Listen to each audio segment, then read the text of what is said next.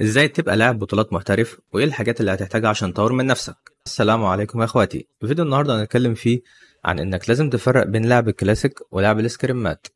اول حاجه قبل ما ابدا شرح مركزي ودوري في التيم وازاي بنتحرك انا والتيم هقول لك حاجه سريعه. انت عشان تبقى لاعب سكريمات لازم تعرف الفرق بين الاسكريمات والكلاسيك كويس وتعرف ايه المطلوب منك تعمله. قبل كل ده لازم تحط هدف قدامك عشان توصل له واللعب يكون على محور الجد شويه مش هزار.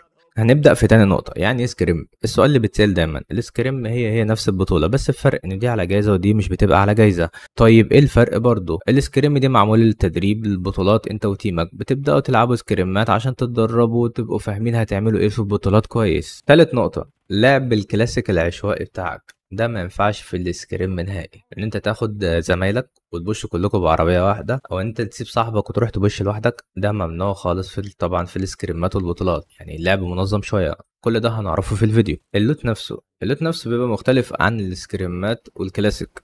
انت ممكن في الكلاسيك بتلوت اي حاجه، لا في السكريمات لازم بيبقى لوت نظامي معين، حاجات معينه انت بتلوتها. رابع نقطه معانا، التيم في السكريم متقسم الى مراكز، وهو اول مركز بيبقى مركز الاي جي ال، ودي اختصار لكلمه ان جيم ليدر، وهو بيبقى ليدر التيم اللي بيبقى مسؤول عن كل التحركات والروتيشن، وهو بيبقى مسؤول عن النزلات بتاعتكم برضه، مسؤول امتى تسحب من الفايتات، امتى تدخل فايتات، امتى تلعب هيل، امتى تدخل الزون، وهو اهم مركز في التيم كله. المركز التاني معانا وهو الفورجر، وده بيبقى اكتر شخص فيكم متمكن في الكلوز وبيبقى قوي جدا ويقدر يشيل 2 لعيبه على الاقل.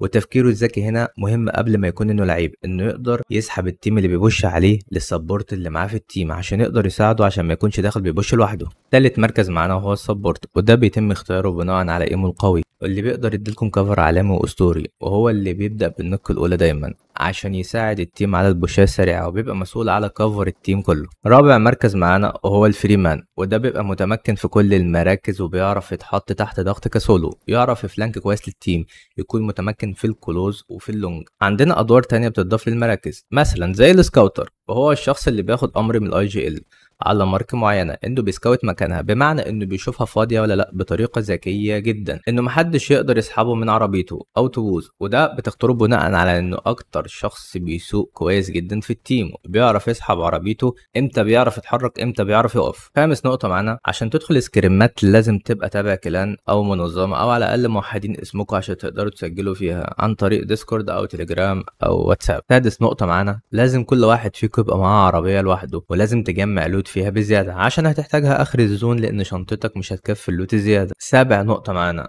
الانفو الصح بتاعتك.